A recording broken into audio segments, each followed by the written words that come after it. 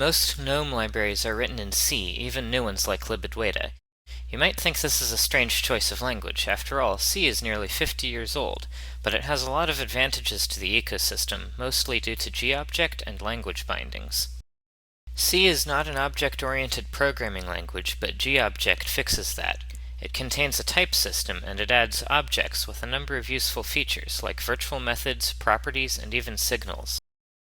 Even though C itself doesn't have these features, the GObject Introspection system can collect information about them into a GObject Introspection repository file. Then, we can automatically generate language bindings from the GIR metadata.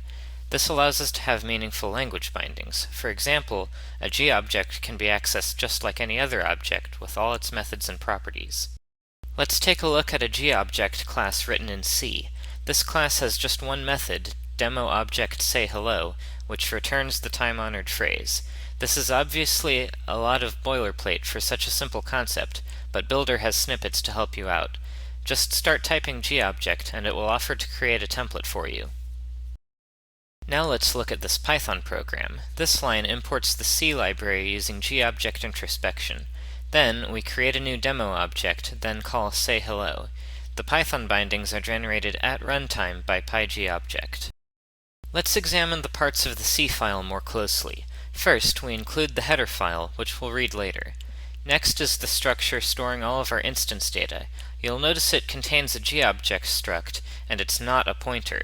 In C, the first field of a struct is always aligned at byte offset 0. In other words, the struct always starts with its first member.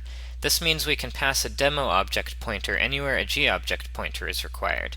This is crucial to implementing inheritance in C. Next, we have a gDefineType line. This is a macro that performs quite a bit of magic behind the scenes to register our class with the type system.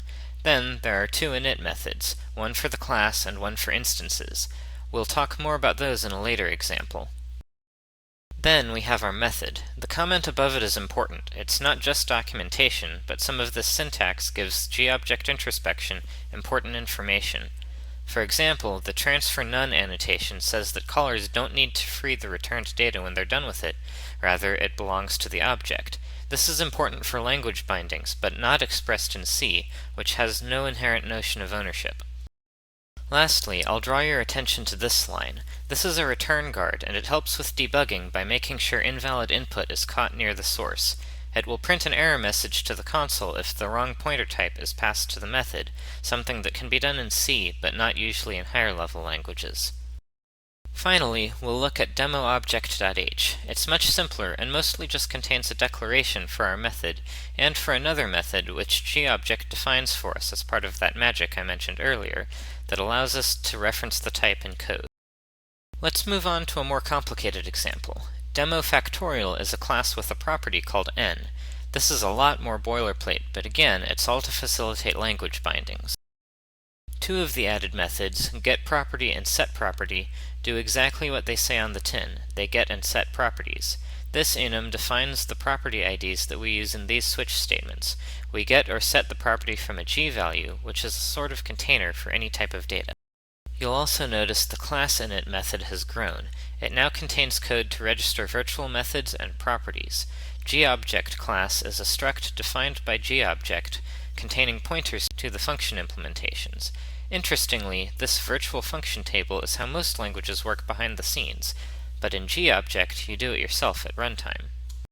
And finally, we have our calculateFactorial method. It gets the value of the n property from the struct and calculates its factorial. We can use this code from Python too. We create a factorial object, set its n property, and print the factorial.